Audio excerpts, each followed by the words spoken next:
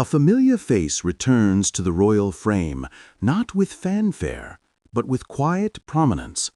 From festive gatherings to unexpected public moments, subtle signs are stirring curiosity about what his presence truly means.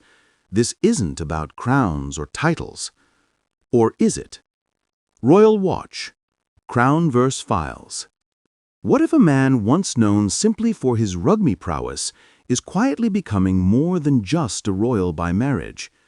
What if, behind the polite smiles and ceremonial rows, someone is inching closer to power without ever asking for it? Tonight on Crownverse, we follow that line. Mike Tindall, once a guest at royal affairs, now the subject of whispers about his future in the monarchy. These are speculations, yes, but they demand attention. Hello, viewers, and welcome to Crownverse, where we map out the hidden contours of royal life. If you believe the monarchy is more than crowns and crowns of state, subscribe now and stay tuned, because what we explore today walks the fine line between tradition and surprise. In 2011, Mike Tindall married Sarah Phillips, the daughter of Princess Anne, thus entering the royal family without title, without formal role, and with public expectations muted by design.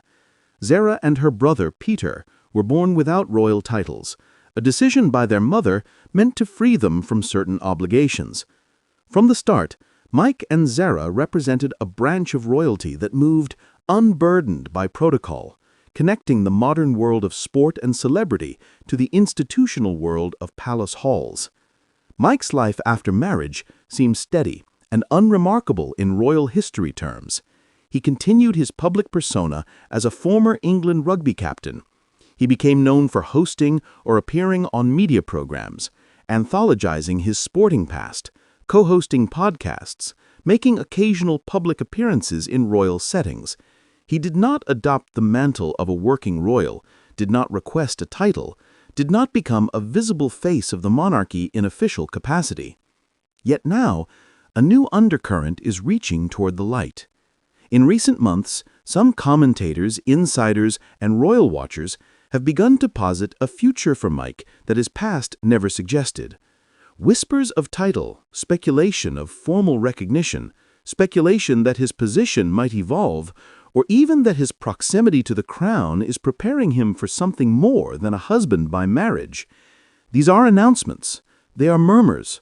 But in royalty, murmurs are often the first draft of change. How did we arrive here? The speculation follows several threads. First, Mike's public profile has grown. His participation on reality TV, especially I'm a Celebrity, Get Me Out of Here, drew headlines. He became the first person married to a royal to take part in such a show, bringing the royal-in-law presence into popular culture. The gamble was bold, the optics surprising, but by most accounts, it landed well. It introduced Mike to a broader audience, not just as Sarah's spouse, but as an accessible, humorous, self-aware figure.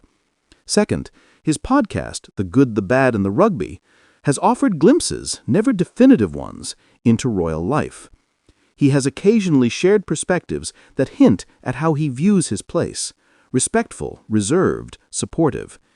He does not speak of titles or entitlement. He speaks of family, duty, balance.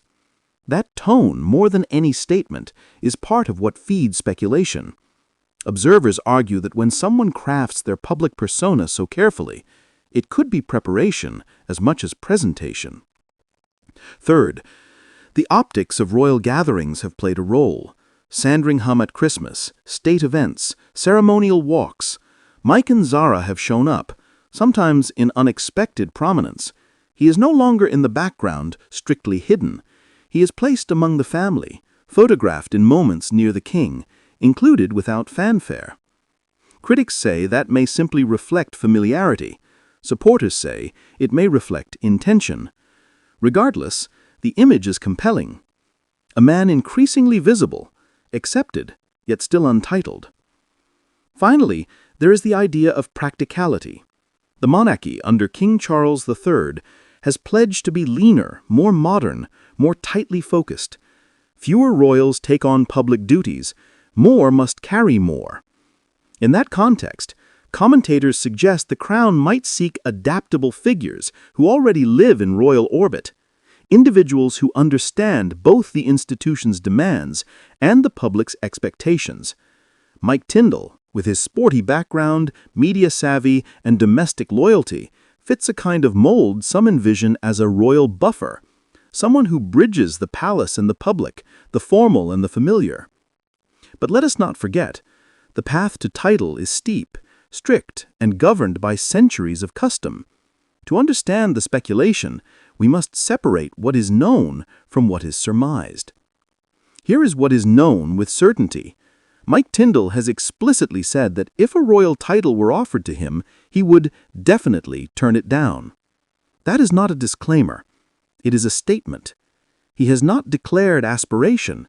He has not petitioned the royal household. He remains a private citizen by status. There is no legal or constitutional basis, at present, that binds the monarchy to offer him anything new. His spatial proximity in royal occasions is not evidence of formal status. He has not been assigned patronages in the way working royals are. Royal annals, the court protocols, and palace communiques do not mention an elevation of his rank. Yet still, the speculation lingers, because change often arrives before it is acknowledged. So how might the theory unfold? One version suggests that the monarchy, seeking safe and loyal faces to embody its evolving image, might in time offer him a non-heritable, granted title, not a peerage, not automatic, but a symbolic honor. This would acknowledge his role without altering the fundamental structure. Another version suggests that the whispers are purely rhetorical, a way for commentators to keep royal narrative alive, not a plan in motion. Let's walk through how a speculative script might read. First, a royal gathering at Sandringham becomes the signal moment. Mike appears near the king, perhaps walking with him in a public procession, captured in official photographs. The media notice this and speculates. Has his status changed? Next, a royal event program lists him, unnamed, but in a position of note. A rumor leaks, someone within the palace is promoting the idea behind closed doors. A journalist floats that Mike may take on patronages previously held by lesser royals. A columnist frames it as a response to the monarchy's need for fresh faces. And then the story blossoms. A title might be pending. None of these steps have been confirmed. All are speculation built on motive, proximity, and public appetite. We do not have a palace statement endorsing any part of this chain. We do not have documents or legal filings. We have inference. To be rigorous, we must examine counterpoints. First, the monarchy has shown resistance to expanding titles. King Charles has spoken of a streamlined monarchy, where fewer official royals carry the workload. That suggests the institution may not favor adding more title holders, especially from extended branches. Second, Mike's own statement is a strong obstacle. If he declines title, why would the palace push? It is possible that an offer might be made anyway, or that the message is a strategic deflection. But accepting or rejecting is his choice, and his earlier statement hints at disinterest.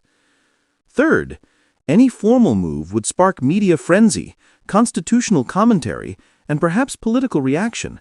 A transformation of status, even symbolic, is rarely quiet in today's Britain. The palace, accustomed to controlling narrative, may hesitate to provoke controversy. Fourth, speculation may misread affinity for protocol as elevation. Photographs of closeness do not constitute elevation. Visibility is not authority. Nevertheless, the speculation is worth telling, not because it is fact, but because it reveals so much about how we see royalty now. It shows a hunger for figures who feel approachable, relatable, and dutiful. It shows how titles, once rigid, might soften in a changed world. And it shows that even without crown or ceremony, someone can redraw the edges of royal possibility. Let us consider what the stakes could be. If Mike were ever granted a formal honorific title, it might generate questions. How is this different from peerage? Who sits above him in seniority? Would this open the door to other non-working royals receiving titles? It could shift the very definition of royal service. Conversely, the speculation itself, if left unfulfilled, could breed disappointment or criticism of inaction. What happens next could amplify or extinguish the rumor. We should watch for official announcements, patronage assignments, or shifts in protocol, names appearing in royal rosters that previously were reserved. If Mike's name begins to surface as a royal patron, even without a title, that might offer partial evidence. Similarly, if royal communications subtly begin to include him more, that could signal future movement. Until then, we remain in the realm of speculation, but a particularly intriguing one. Closing the scene,